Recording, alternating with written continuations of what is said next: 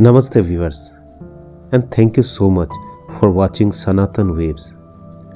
So far you have seen how beautifully revered Swami Sarvapriyananda Maharaj has explained about 4 yogas covering different perspectives and its implications in our day-to-day lives during his lecture on the topic wellness and spiritual life, which he delivered at JK Yog during International Festival of Yoga as a guest speaker at the invitation of revered Swami Mukundanandaji Maharaj. Definitely you must have benefited from his insightful speech. Those who have not yet watched those videos can find the link by clicking on the I button that pops up in the upper right corner of your device screen or on the end screen of this video or description.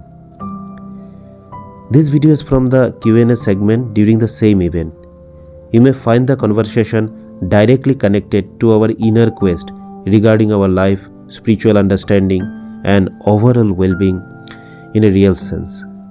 So, let's watch this video very attentively to observe, understand, and meditate on its core message, because it can transform our lives and lead us toward enlightenment for sure.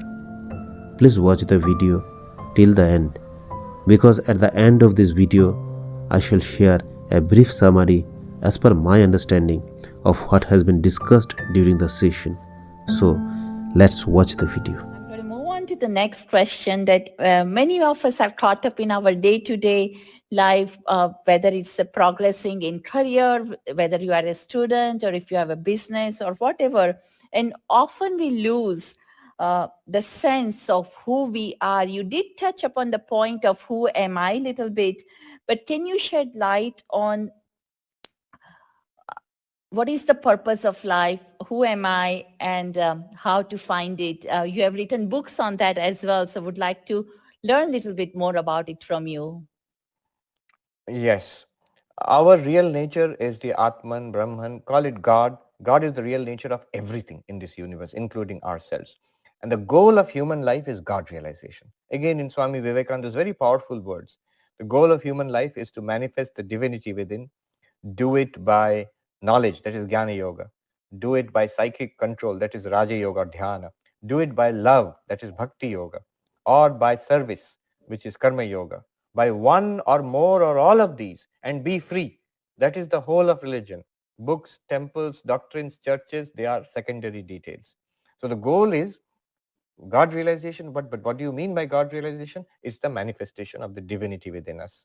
So it should be manifest in our hearts, in our feelings, and in our day-to-day life. It should help us to overcome suffering and attain peace and joy. Now, one powerful method to keep in mind is the doctrine of Karma Yoga. As you said, people become very busy in life. There's a lot of demand on time and energy. So a powerful method is that which we are doing in life, continue to do that. Sri Krishna taught exactly the same thing to Arjuna, that you continue to do what you are doing. Don't give up your job. Don't give up your family. Don't go and sit in a forest. What you are doing, that is the perfect place for you to become spiritual. But you have to consciously, deliberately spiritualize that. Keep a background practice. For example, japa.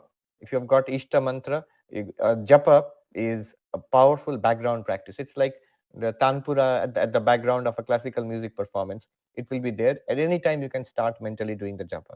Now, the work that you are doing in the office, the work that you're doing at home, all the people around you, connected to God. For example, my Krishna, my beloved Lord is present in the hearts of these people, in husband, wife, in children, everywhere. And my work is, whatever I'm doing is my worship of the Lord, whether at home, on community, or in the office. Then what happens is, that which was distracting us, taking us away from spiritual life, that will become a field of spiritual practice itself. Of course, it's not as easy as I've said, because we'll keep forgetting. At first, it will seem artificial. It will seem like an effort that I'm trying to imagine something. But if you keep at it, then it's a very powerful practice. Then one of our Swamis, Swami Ashokananda, who was the head of the Vedanta Society of Northern California in the 1950s and 60s, he said, where will I look for God? Foolish question. Where will you not find God? God is present in 1,000 forms all around you. If you have that practice of locating God in, it's fading out a little bit. So the practice of Karma Yoga will answer that question. How do I keep my mind on God? How do I not forget? So I have to connect my daily activities with God. Amazing. Here Swami Sarvapriyanandaji has given very useful tips and guidelines that can help us to spiritualize our day-to-day life just by following a few inner disciplines. If I am not wrong, these questions are something which almost all of us have somewhere in our mind and want to have a clear understanding and guidance directly from someone who is either an enlightened person himself or at least gain the knowledge from authentic sources, because it is very deeply connected to our life. No matter what field of occupation you are in, or belief system you follow, or nationality or cultural background you belong to, or financial position you are in, if we carefully investigate our mind and its basic nature or tendencies, we may find that knowingly or unknowingly, we are actually seeking a way out of the darkness of ignorance and all superficial bondages that limit us, which is the cause of all our sufferings and all our miseries. But here comes the ageless and ever-relevant treasures of wisdoms of Sanatan Dharma, the way of life, which is also said to be as Chirapuratan and Nityanutan, that is, the ever-primitive and ever-modern wisdom of the oldest civilization of the world, the Hindu civilization, the Vedic culture. What echoes in the words of all genuine Hindu monks and scholars like Swami Sarvapriyanandaji or Swami Mukundanandaji. It is so appealing and satisfying to our inner quest listening to their discourses. So let us try to understand and have a brief summary of what he has said, and also request you to correct me if I am wrong and share your opinion as well. So let's start. The question were as, who am I? What is the purpose of our life? How to get it? These are the three questions placed before Swami Sarvapriyanandaji. In reply, he quoted Swami Vivekananda's one of the famous proclamations on religion or spirituality, which is as,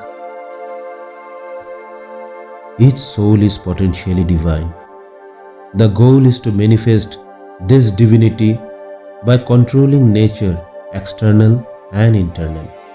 Do this either by work or worship or psychic control or philosophy, by one or more or all of this, and be free. This is the whole of religion. Doctrines or dogmas or rituals or books or temples or forms are but the secondary details.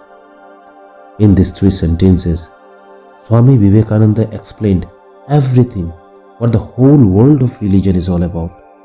There can't be any religion or spiritualism of the world of any time period or belongs to any geographical origin which doesn't fall within the format of this definition. Each soul is potentially divine. The first sentence itself refers to what we really are and indicates, who am I? We are not the body, not the mind, but the divine self beyond everything. The goal is to manifest this divinity by controlling nature, external and internal. This sentence indicates the purpose of our life in a broader sense, to realize our real nature or divine reality or the absolute truth or the supreme being, that is the God beyond all limitations, or the infinite joy or the absolute existence, is the ultimate goal of our life, whether we are aware of it or not. The next sentence indicates the 4 yogas as different ways or practices to achieve it, or means or technologies to control external nature and internal nature. One can choose from these different ways which suits him or her most.